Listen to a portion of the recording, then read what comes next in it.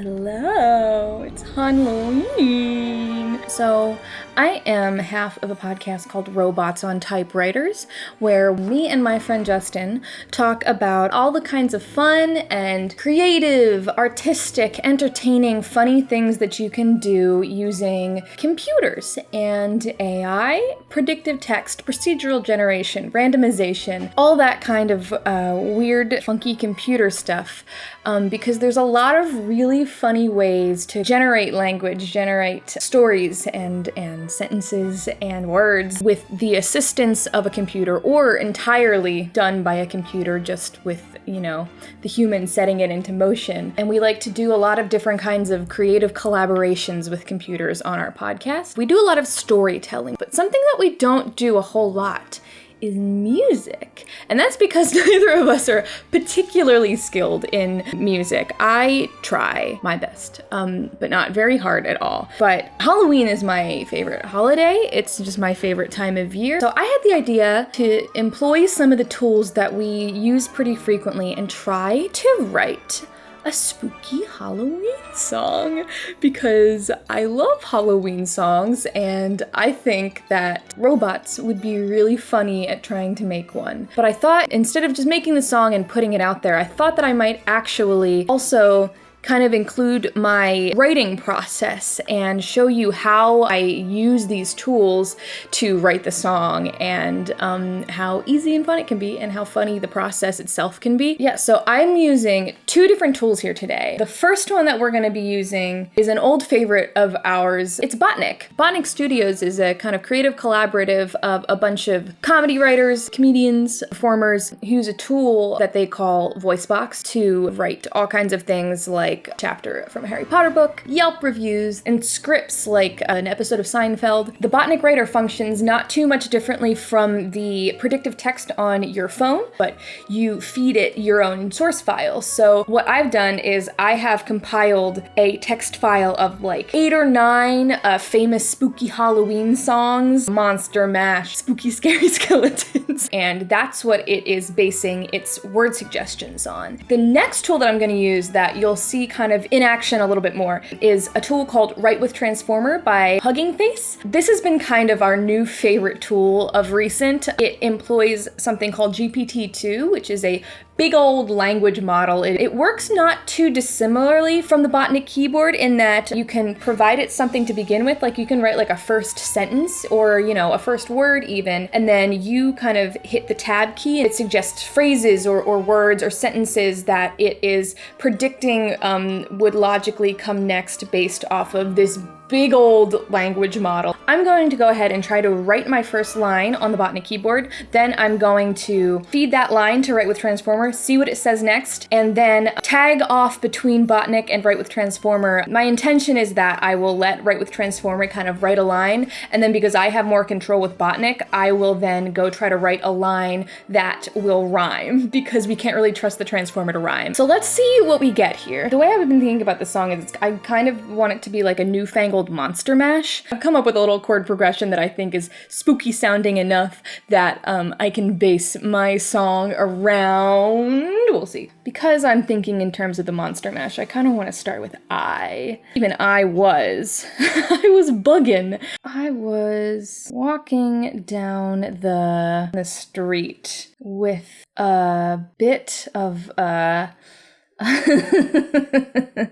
no. Ooh, this is what I want. I was walking down the street on Halloween. I would love night. You can pick from the first selection of words that it gives you, or there is a shuffle key. You can pick and choose how much you are kind of a purist about the selections that you're given. And sometimes you just really know how you want a line to end. Like here, I would really like it to end with the word night. I'm just gonna type in the word night. I need to give the Transformer something to work with. And if I don't tell it that this is Halloween, then we're gonna get who knows what, and it won't be spooky at all. So I really need to kind of prime it by telling it that it is Halloween night. The way Write with Transformer works is you can, type in whatever you want, and you hit the tab key on your computer, and you see it pops up with some phrase options.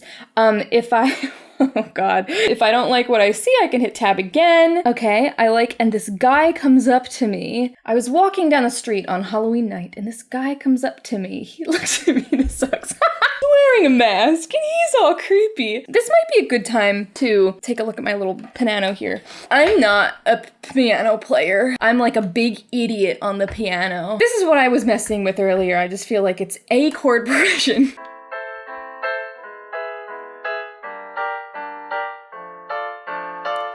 Spooky, right? Ooh, see, that kind of sounds like, I think where I kind of got the inspiration for that chord progression is the song Grim Grinning Ghosts. And I don't want to do exactly the tune of Grim Grinning Ghosts, so. It's just fucking Grim Grinning Ghosts. All right, I don't like the cadence of this, but I do like, I was walking down the street on Halloween night. Ooh. And was approached by a stranger. I was walking down the street on Halloween night and I was approached by a stranger. Does that work?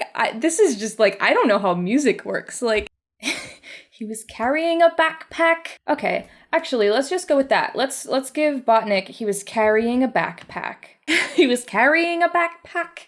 Let's go with, how about, and he was carrying a backpack. It's not very spooky. We gotta make this backpack spooky. I want to rhyme stranger with danger. I'm wondering if I might be the one to kind of make the most of the rhymes. At least with these two tools, you can't trust them to rhyme. That might be something that we kind of have to engineer ourselves. He was carrying a backpack with a grin. Ooh, that's creepy. And said...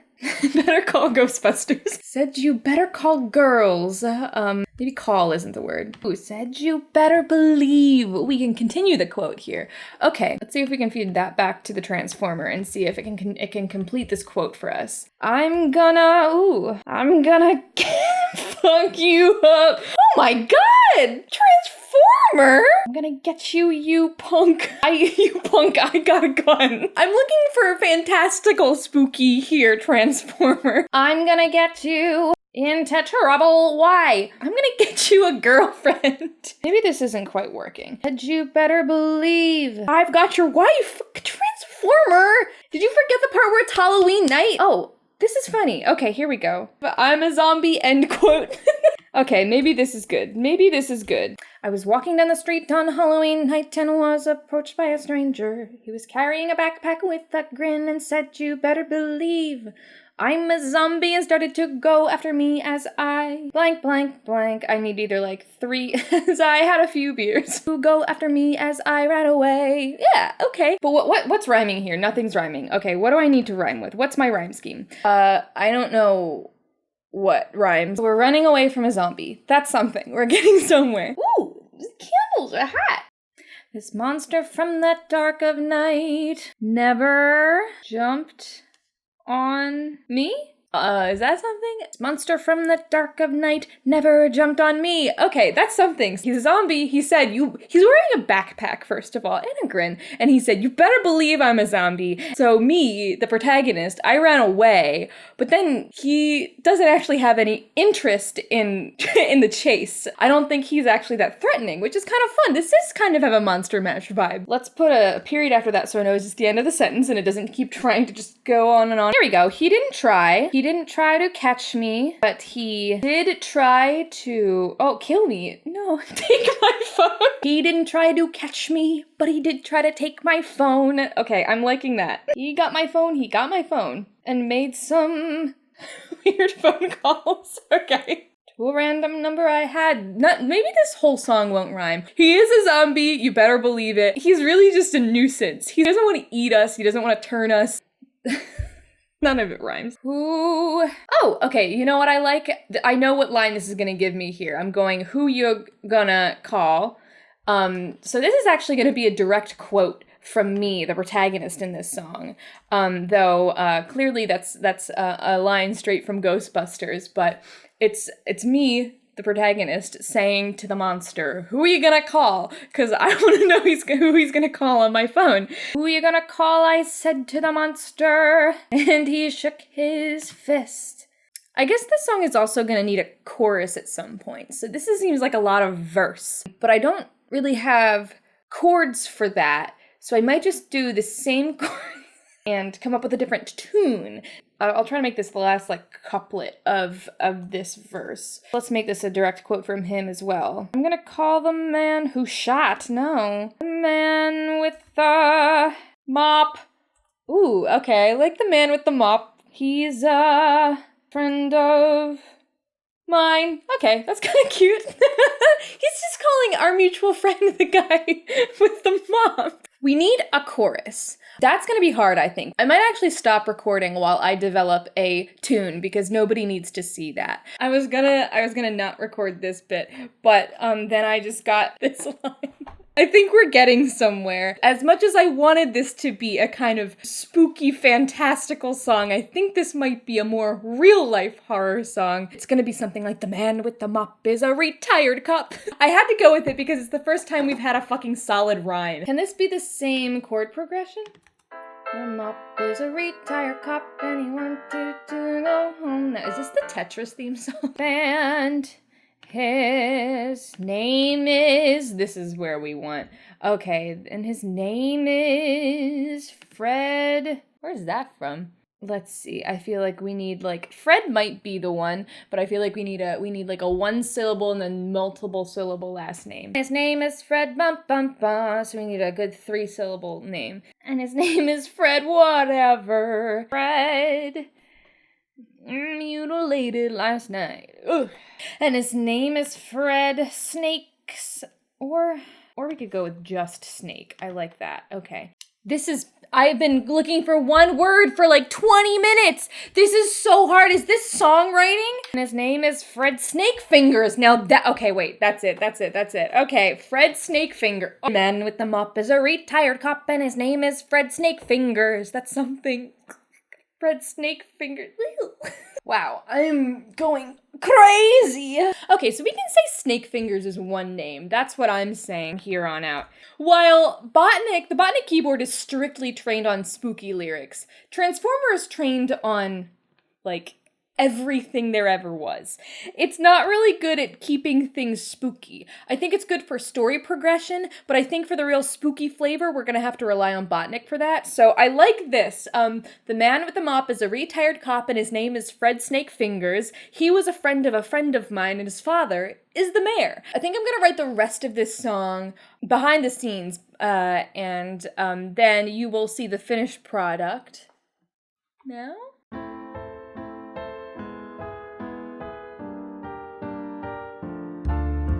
Was walking down the street on Halloween night and was approached by a stranger. He was carrying a backpack with a grin and said, "You better believe I'm a zombie," and started to go after me as I ran away. This monster from the dark of night never jumped on me. He didn't try to catch me, but he did try to take my phone. He got my phone and made some weird phone calls to a random number I had. "Who you gonna call?" I said to the monster, and he shook his fist. "I'm gonna call the man with the mop. He's a friend of mine. The man with the mop is a retired cop and his name is Fred Snakefingers. He was a friend of mine and his father was the mayor. He caught a werewolf drinking in the dead of night and killed it. But when they got to the coroner's office, they found out he was a bear. He's a real big man, but he's also pretty dumb, it figures. Hear the weird and creepy tale of Fred Snakefingers. Fred is an old vet who had been in the woods for years. A lot of times he went to the graves of his victims just to talk. This was just an eerie sight for your eyes and ears. Sometimes after dark he would visit a place called the Red Cross, When a werewolf or a vampire came by, he would stand in the street. He always wore an old trench coat and his boots were worn to shit. Waiting in the trash can like a thirsty, slimy tree. If he smelled you, he would say, "Freeze your knees, you're it." The man with the mop is a retired cop and his name is Fred Snakefingers. He had no respect for the dead and only cared for his friends. They were the real deal, he was sure. They were the real stuff. They always checked on him in the trash and let him drive the bus. He's a bit of a freaky son and a bit of a creeper. Hear the story of this guy named Fred Snakefingers.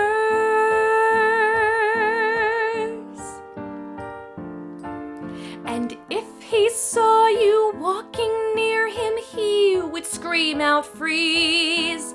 I'm a ghost and I'm not afraid to die." Oh, what a creepo! The man with the mop is a retired cop and his name is Fred Snakefingers. He has been called a coward and is known for his cold heart. He even had his own pet cat and used his dog as a pillow. He would stand on the curb and shout, "I got him from a friend."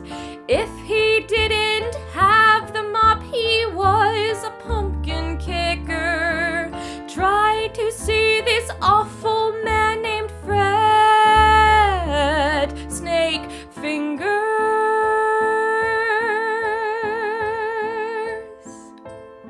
So what do you think about this man who had his teeth cut out? If I were you, I'd slowly let him in your little house.